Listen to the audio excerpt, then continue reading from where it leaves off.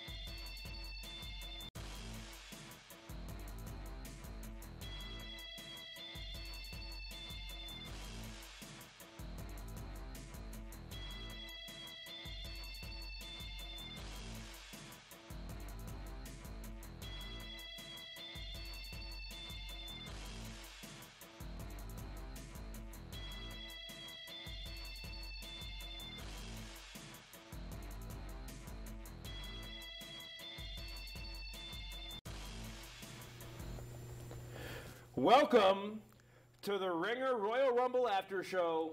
Clearly, I picked Randy Orton in the pool. I don't know if I won or I lost, but let's go. But before we get to the results, let's go straight to the picks that we just made. You can see up on the screen. I felt really lucky, man. I had some good ones, but let's start with Dan. Is that right? Yeah, that's me. All right, Dan. Yeah, I mean you made some good picks right now. You had a chance to really come strong tonight. Dave? I had Goldberg. I thought... We really thought that was going to be... But you know what? Yeah, I felt like from the moment that I picked Braun Strowman, I really felt like I had the lead. And then at the end, we were sitting there. Dan, you had Bray Wyatt. Yeah. I was sitting pretty with both Roman Reigns and the much rumored, the much ballyhooed Randy Orton. Ballyhooed. I don't know about that, but yeah, for sure. That's not a reference to any former WWE bookers. But listen, it was a weird finish to the Rumble.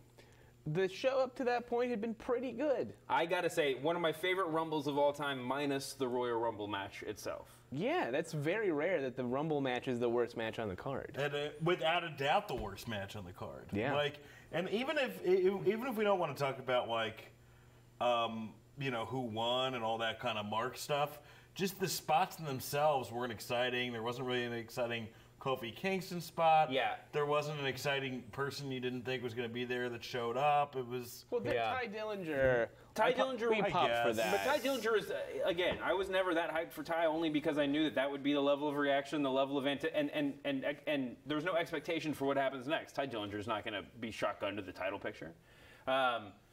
Listen, if you have questions you want us to answer, you can tweet us with the hashtag #RingerRumble or go to just our Facebook page, facebook.com/Ringer, and hit us up with questions there on the post.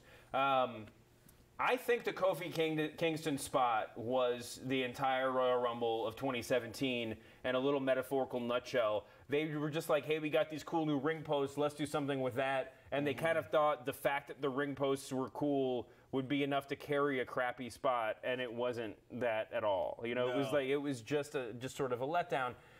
I don't want to get too deep into hate because, 4 hours ago, it's a lifetime ago, but I was sort of intrigued by this Randy Orton winning the Rumble situation. I guess this is a different look.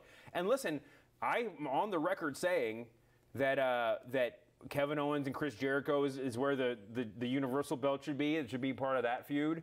I really like the idea of the WWE title being part of the Orton feud, just to kind of give some credence to those feuds. But I mean, I'm almost reluctant to say it. I feel like I was just wrong. Like we were all shitting on the idea of Cena and Reigns going into the WrestleMania as champs. But was that preferable to where we are now? I don't even know, Dan. What do you think? Well, I will give WWE credit. If you're gonna get a pop out of Randy Orton winning the Royal Rumble, the only way to do that would be having him eliminate Roman Reigns. The That crowd was the loved only that. way. The crowd was like, yeah, and then they're like, oh no.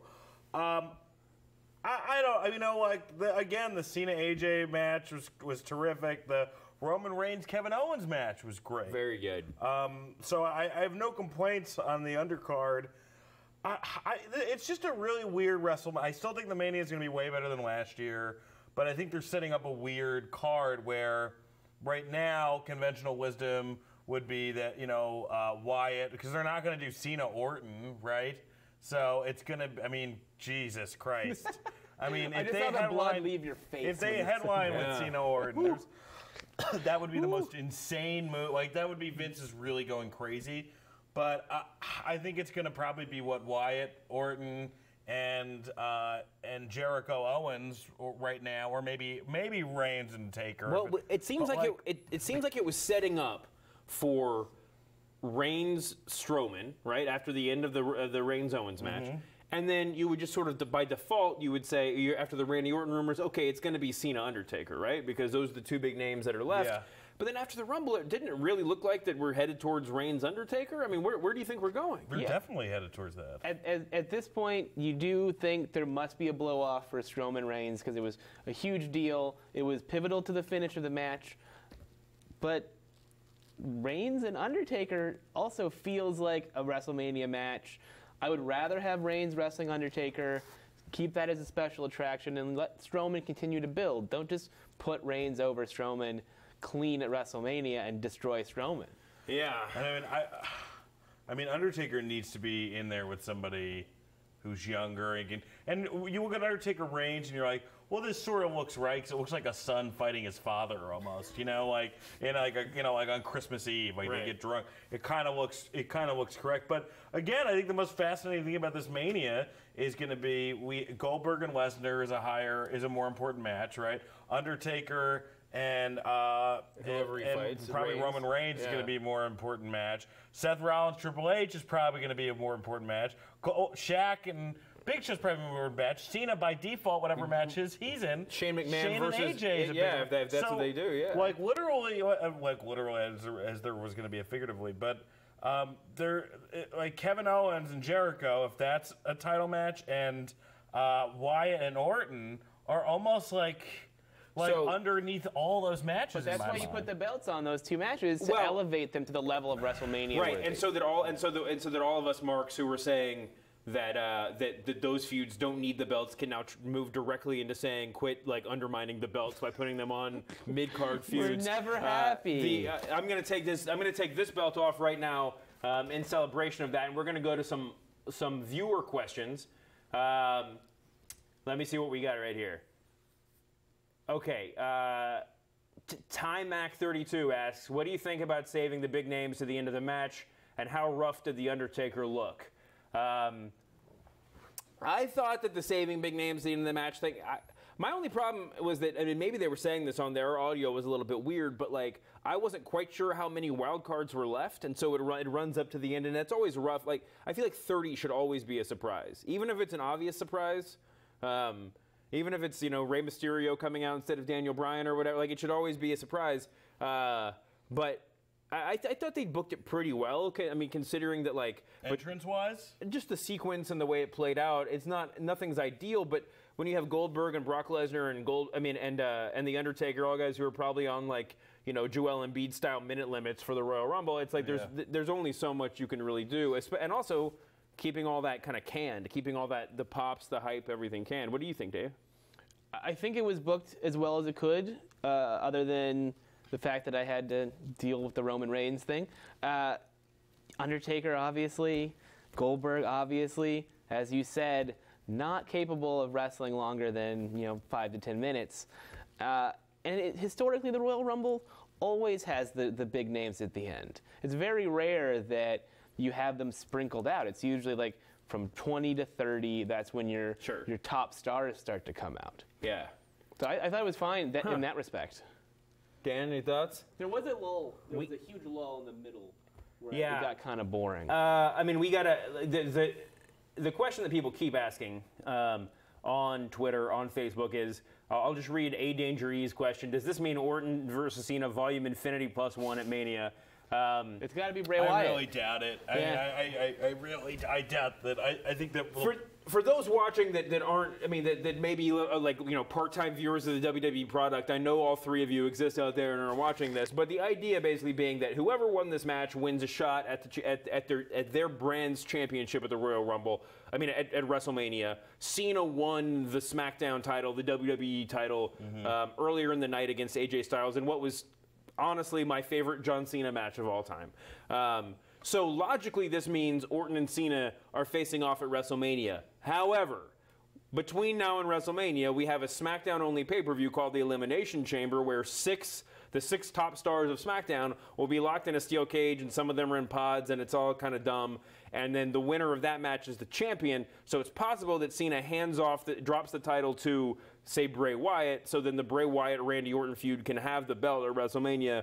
Meanwhile, Cena goes on to face someone else. But the way this, like we said, the way this is all shaking out, I mean, maybe this is Cena Orton. Maybe it's Cena Orton, Bray Wyatt in a 3-way. It seems like we're headed towards a 3-way, which is a thing that I say a lot. But this is a really weird situation. Where is it a Reigns Taker Strowman 3-way, or is there going to be, I don't know. This is all very strange. I think that as frustrated as Dan is about Orton winning the Rumble, I am equally as excited at the idea that Bray Wyatt will win the WWE title at Elimination Chamber. It's a long time coming. He spent so many years being sort of tossed around and treated poorly in his booking. And so this is a great time for him to be taking the belt off of John Cena at a big pay-per-view and going to WrestleMania as a champion. It's fine. Yeah, I don't mind that.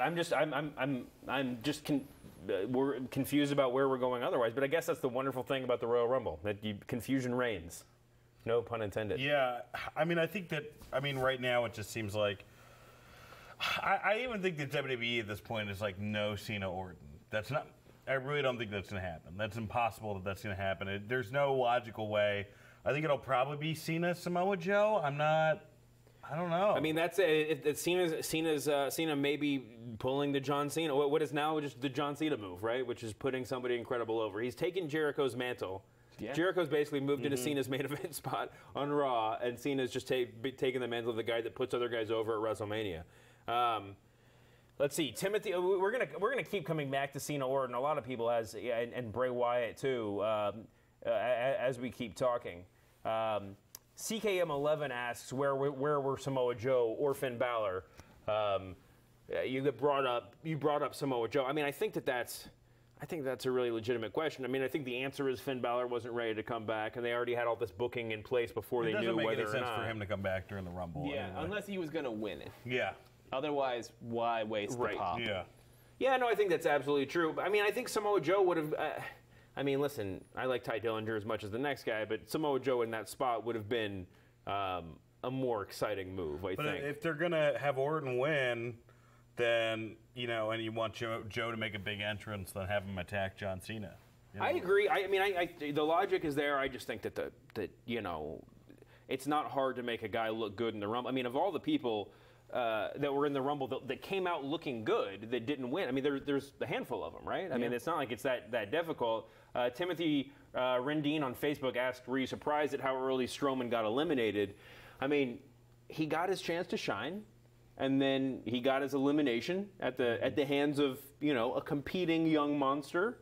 I don't know. What do you think? I thought it was totally appropriate. You can't keep him in there forever because eventually he has to start selling. He has to start getting beat up by the big names when they come in.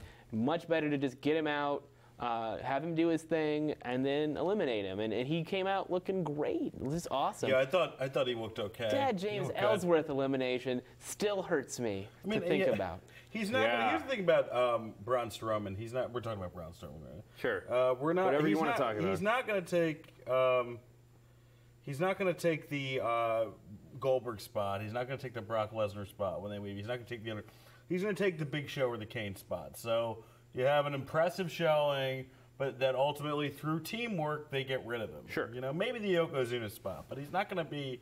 He's great. I love Braun Strowman, but he's not a once-in-a-lifetime talent. Well, no, I mean, but I think the right comparison is Kane, and that can be much more useful than a once-in-a-lifetime talent, especially, you know, with WWE's touring schedule and such. Yeah, I mean, I think that the biggest surprise at Strowman's elimination wasn't when it happened, but that Roman Reigns wasn't involved after that. I mean, I guess tomorrow night on Raw we'll have a lot more answers, and we always do. And that's sort of the joy and the curse of doing an after show like this. You're always sort of just like pressed for trying to come up with answers that you're never going to have. Right. I thought it was peculiar that it was barely mentioned the rest of the night. And the big takeaway from Roman Reigns was eliminating The Undertaker. Right. So we're thinking one thing about where we're going for WrestleMania, and they basically swerve every smart fan who thinks this is the path. Yeah. So, you know, again. But unless I guess he's been hanging out with Owens and Jericho and stuff on Raw on occasion. They don't seem to be good friends. But unless the answer is they're just buddies, like I don't really. There has to be some fallout to that. I guess they could. It doesn't take as much thought as I'm giving it. I understand that.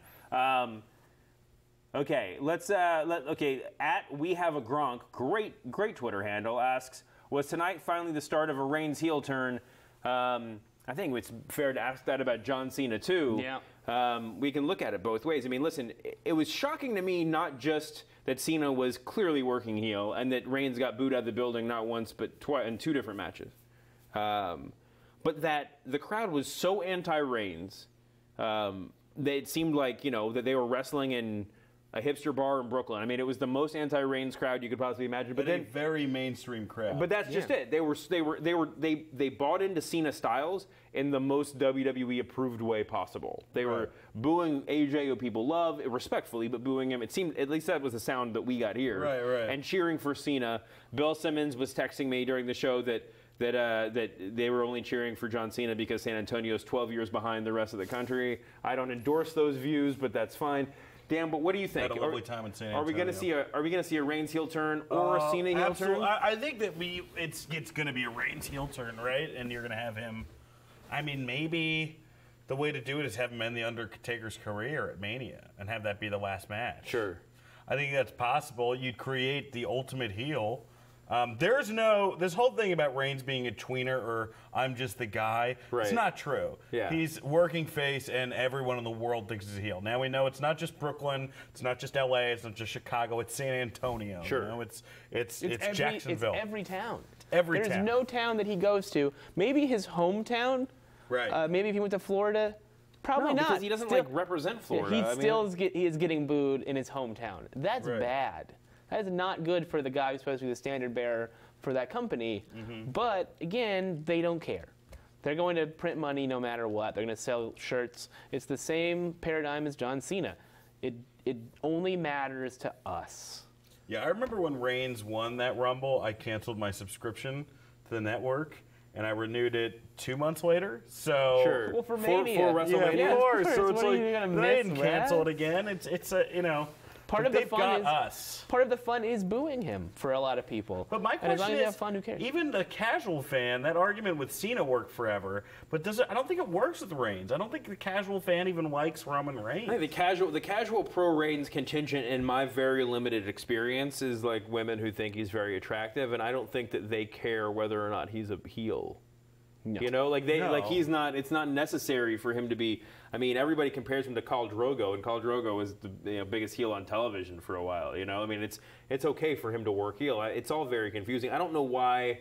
I don't know. I mean, we were joking with some of the producers during the event, but like, man, if he just came out in a suit next to Triple H, you know, or Vince, what they really need to do is just like own the storyline that everybody knows that he's the chosen guy, and let Vince be his manager for 6 months. Just have him come out in suits with Vince McMahon and just like completely own it, you know. And then and then 6 months later, we'd all be cheering for Roman Reigns because he will have earned our respect by being self-aware. You know, that's the most important Yeah. part. Right. And look, he's a hell of a talent. I mean, that match with him and Owens, as far as a pure wrestling talent, that was a great match. You know, Yeah, we loved it. I don't agree with anybody who says he's not a good wrestler. No, he is a good wrestler. This is a great question that we didn't even talk about during the show. Kyle DeLash on Facebook asked, are you surprised that Rollins didn't appear at all? Rollins made a shocking appearance. Spoiler alert for people who haven't watched NXT TakeOver San Antonio. Rollins made basically like a work shoot appearance on the NXT show last night. I only use work shoot in the sense that like, up until this point, it's been implicit, or maybe it's been explicit, that Triple H's on-screen heel character and his manager of NXT character are discrete. Like they're not this. Like it's okay for him to be a babyface on NXT and a heel on Raw.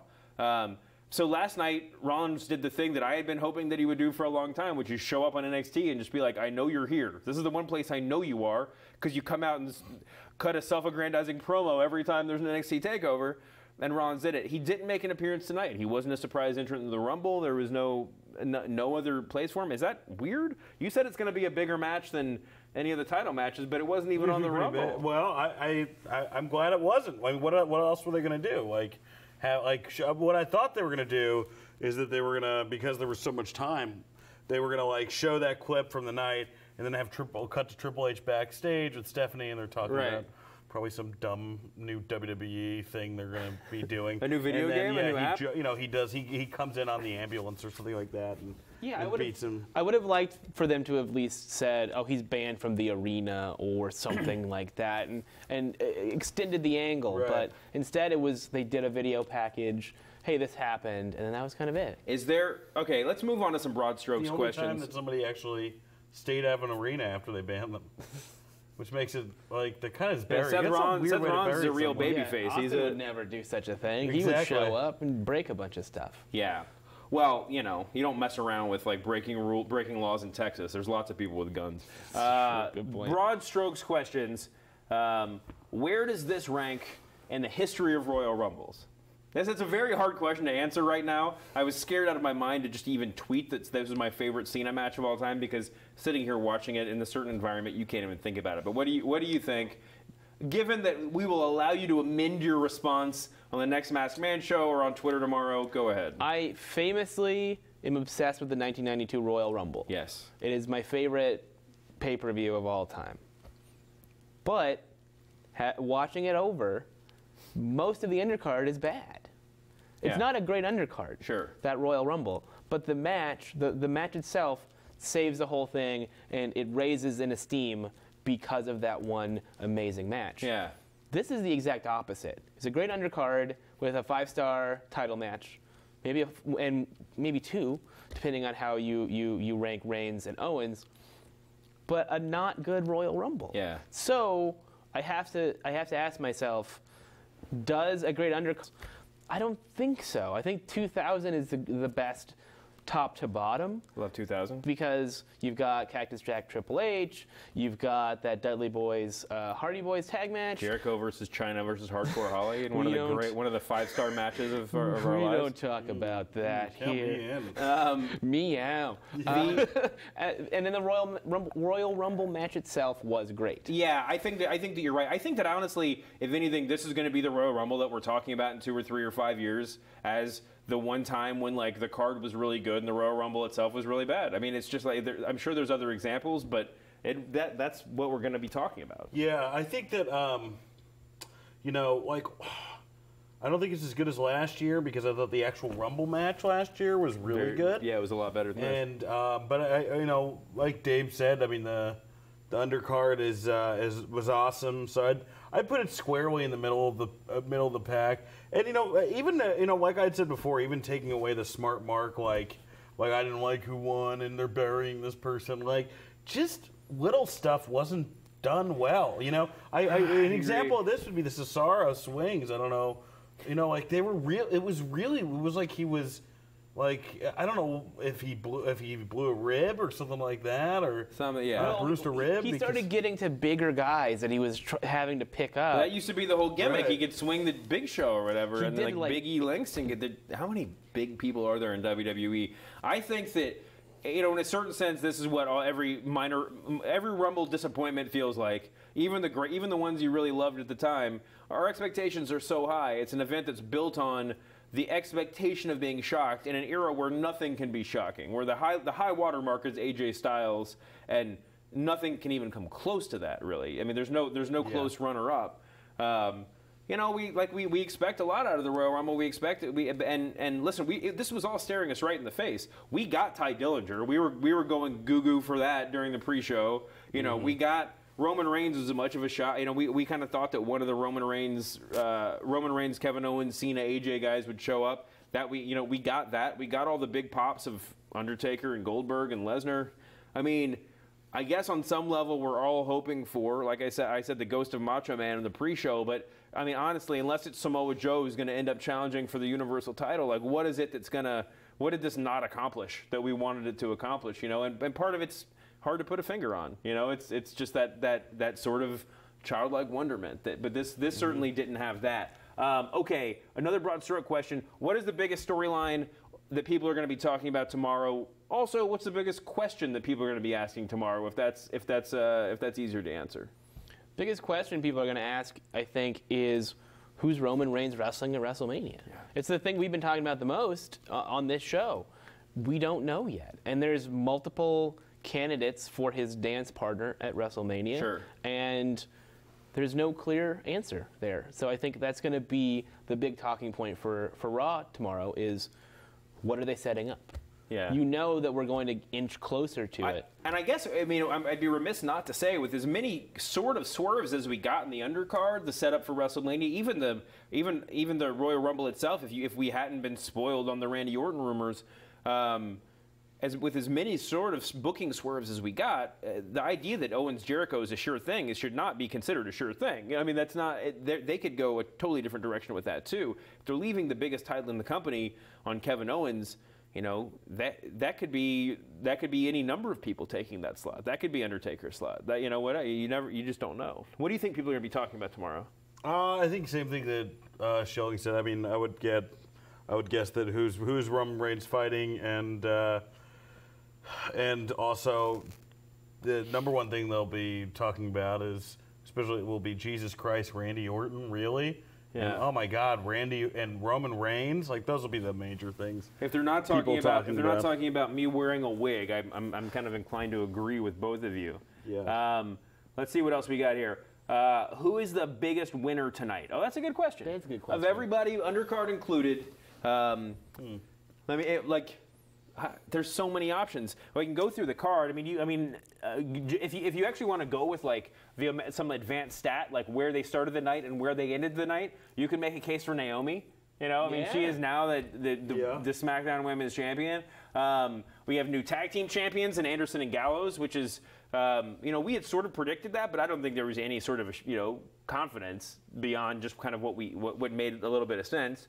Nia Jax defeated Sasha Banks. I think the biggest loser of the night is Sasha Banks, who went from being probably like the number one, arguably the number one, but definitely the number two female wrestler in the company to having her match cut into by an app commercial. And a commercial for the pay-per-view you were already watching. Yeah, commercial for the thing you were watching. It's the MC Escher painting of wrestling promos.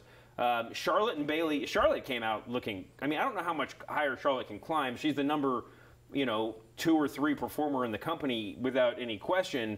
But she looked. And that was a weird finish to that match. But man, there were like 6 times in that match where I was just like viscerally surprised. It was just like I was golf clapping for Charlotte Flair during tonight's pay-per-view. Her with the blood in her mouth looked scary. Yeah. That's a person you don't want to mess with. Yeah, she should cut a promo about it tomorrow. With some blood, in my mouth. Kevin Owens, Roman Reigns. I mean, Kevin Owens, I think, of everybody in the on the show tonight, my choice might be Kevin Owens because he's mine. Because 4 hours ago, 2 hours ago, we thought there was no chance in hell he was going to show up on Raw tomorrow with Universal title. Well, I would say, and this is probably taking off your political opinion before the pay-per-view started, the biggest winner would be Sami Zayn because he's not stuck in a fucking airport, you fucking fascist, Donald Trump. Oh, so boy, that's the number great. Here comes the tweet. Here comes Facebook cutting us down. Pepe the Frog. My dick. Twitter That would be accounts. my number one winner. And as far as if we want to take that out of the equation, I guess Roman Reigns again, right? You can't lose picking Roman Reigns for something. Yeah, no, I mean, I think Can't Roman. wait for the DMs pictures. I think shit you can make a case for a lot of the guys, a lot of the big stars in the Royal Rumble, but it's just hard to. I mean, I think that the people who were really close. We didn't even talk about Neville and Rich Swann, who wrestled a hell of a match. Best cruiserweight match since they created the division. I think that we're going to be talking. I mean, this is all hyperbole because we're recording this right afterwards. But we're going to be. I really think that this Neville Swan match is going to be like the Forrest Griffin Stephen Bonner match of the WWE Cruiserweight division. Like this was the moment when it actualized. This was the moment when people watching at home were like, "Thank God, that is the cruiserweight match that I've been waiting for so long." That's in my head what a cruiserweight match was. Or is, and it was a whole lot of fun. After months of not having a person who's worthy of holding that belt, not worthy in that they're not good wrestlers, but not worthy in that they're not over and they're not ready to carry a division, they get Neville, they build him up as a monster, and they give him the belt, and now it's like, okay, here's the guy who can carry the division for a while. And you said just let him be the champion for a year, right? Yeah, I mean, I think that Rich Swann Rich Swann impressed me more tonight. We were talking when they were running the pre-match promo package, video package, that was better than any of the work they'd really done on screen. I mean, Neville's been gold, but like just the interpersonal stuff. They are my winner for 2 most intense faces during a match. Oh man, both of those guys. They did a lot of work. Anyway, like, I think Rich Swann is still the money for the underdog competitor to Neville. Hopefully, they carry that through Mania and don't just try to put it on somebody prettier or whatever. But like that was a great match. A lot of credit to those guys. But I think if we're talking about big winners tonight, it's Kevin Owens, it's John Cena for wrestling the match of his career. And it's AJ Styles just because AJ Styles is, at this point, if you're going to go top 3 winners of the night, he's always there, He's that good at this point.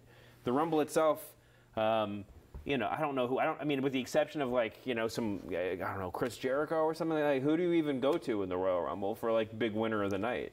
I mean, besides Randy Orton, but that seems sort of... Baron Corbin, maybe? Corbin looked good. He looked good. Goldberg. Braun Strowman had a good night, but I don't think... Great shark cage. That was a great shark cage. One of the best shark cages. The tech crew, the tech crew here is incredible. Thank you, everybody that works at the Ringer, but the tech crew at WWE... Top-notch. The shark cage they just pulled together. I mean, it's been around for a while, but that's a top-notch shark cage. All right. Let's see. We got a couple more questions before we get out of here. Daniel Tate asked on Facebook, were you guys let down that no old-timer made a surprise appearance? Or did Goldberg and Taker take those spots tonight? When Goldberg and Taker showed down, I announced in the room, there were a bunch of the guys from the back sitting out here watching it with us, and they were not all hardcore wrestling fans. I announced that there was a combined age of 101 when Goldberg and Taker were having the stare down. Undertaker, I think his tits, like, one came in at 29, one came in at 30. I mean, he looks great for in his 50s. I mean, I'd be lucky to have that body now. He looks bad. Let's just cut to the chase. They need to retire him at this point. Is putting Roman Reigns over the best way he can possibly go out? Is there someone else you would rather see him put over? If they want to create an uber heel, sure. But if they want to treat it like Roman Reigns as a face after that, then that's crazy. Oh yeah, that maybe they just let him be. Maybe they realize that Roman Reigns is miscast in the situation that he's in, and just let him be an Undertaker instead of being a John Cena or something. No, I'm pretty sure they think that this is the right move. Huh. I think here's the thing though. If I'm booking this in Mania, I'm not gonna have a moment where Reigns and like Taker shake at the end of it that's touching like Michaels. Well, you're gonna be disappointed then, because that's definitely what's happening. What I would want to happen is Reigns beats him.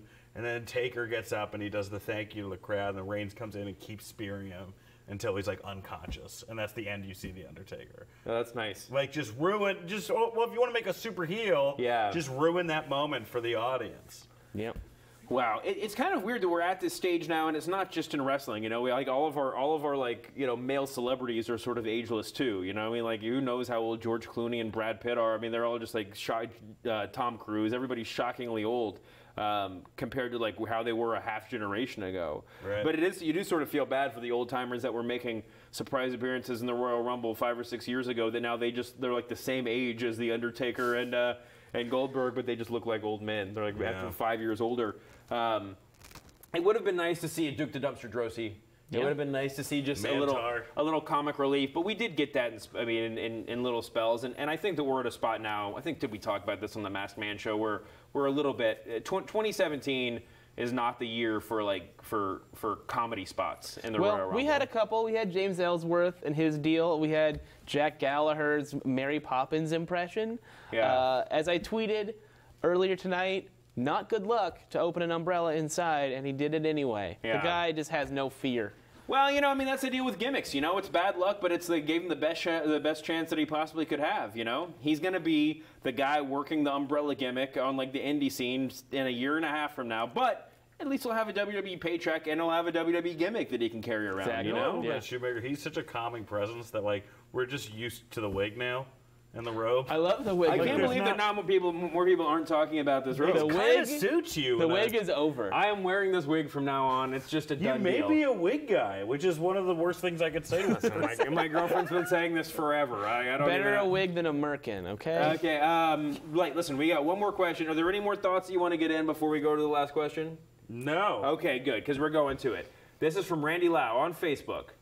Why do we keep giving WWE the benefit of the doubt? Because I love wrestling. Oh, that's good. What a Thank silly you. question. I mean, thank you for watching, but it's one of my favorite things. Why did Rihanna take Chris Brown back? That's not that terrible a comparison, I guess. It's really offensive, but it's not. It is terrible. It's offensive, but it's not. And it's not an exact. Terrible. Listen, you can't cut this out. It's live. I know. Well, we're going to cut out. This is going to be maybe a podcast on the channel. Take 33. me off the air, Simmons. Take me off. The Masked Man Show is on channel 33. If you go on iTunes, look for channel 33. The Masked Man Show is on there every week. Dave's on a lot. Dan is too busy writing for CBS sitcoms to be on that much anymore, but he calls in on occasion, and it's basically my show now. It's basically my show. I know. Right. All that is to say that if this becomes a podcast tomorrow morning, we can cut out all of Dan, like most everything that Dan says, and it'll just be like a regular episode of the Masked Man Show. At DS Germain on Twitter. Listen, I think that we keep giving WWE the benefit of the doubt because, I mean, it didn't end the exact way they would have fantasy booked it. I always come back to the same point. If you give every mark on Reddit the opportunity to fantasy book the Royal Rumble, every mark on Reddit will have a different answer for how they want it booked. And I'm not making fun of Reddit. I'm on Reddit all the time. I comment on there, and I'm on the same boat. I just wrote a Royal Rumble preview column that was all fantasy booking. But the idea that we can agree on everything as fans is not as cut and dried as we assume that it is. But honestly, we were if tonight didn't end the exact way that we wanted it to end.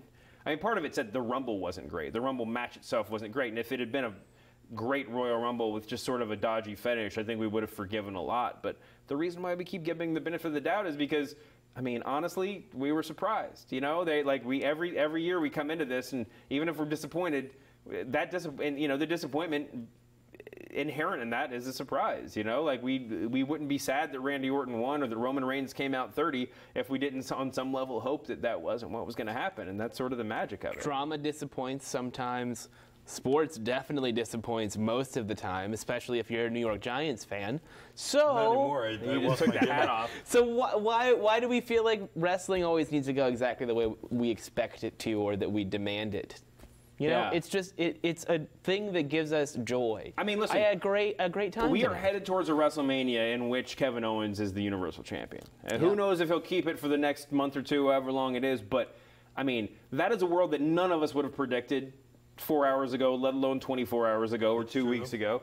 And that's a better version of the world than the other way, right? I mean, Kevin Owens 2 years ago, you would have never thought he'd be on Raw, you know, or 3 years ago, whatever. But like, he is the greatest thing or one of the best things in pro wrestling right now. We got 2 months left. He can still lose the belt. He probably will lose the belt. Let's be but fair, this is what I'm talking about. For tonight, we have this hope. Yep. You know, why do we keep giving him the benefit of the doubt? Because they might have screwed us over in the Rumble, but they gave us Kevin Owens as champion. Yep.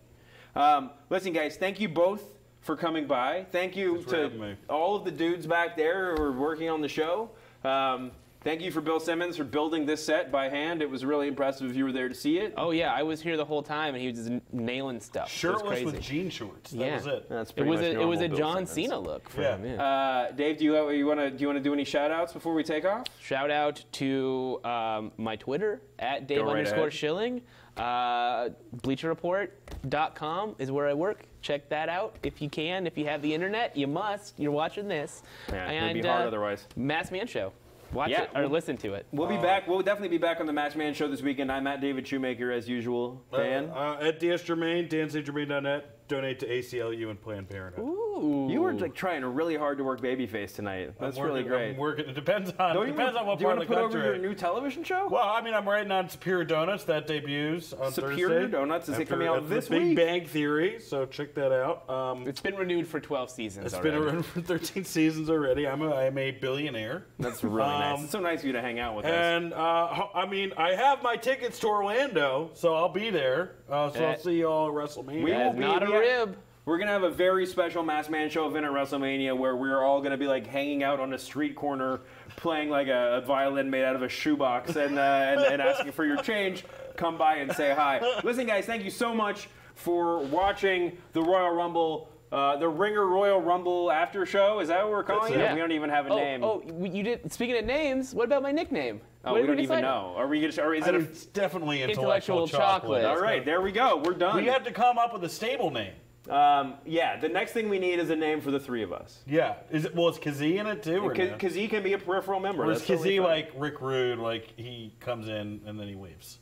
I don't know. That's a reference I think to. he's more like Yes, okay. Rick Rude DX. So we need a China. He's like the Los Barricos China. of the. I'm not the China. You're a China. You're the China. This is really. This is getting out of hand, guys. Thank you so much for watching. We'll be on the Mass Man Show on Channel 33 this week. Check us out with a tear in my eye and apologies to Dean Ambrose. We'll see you soon, human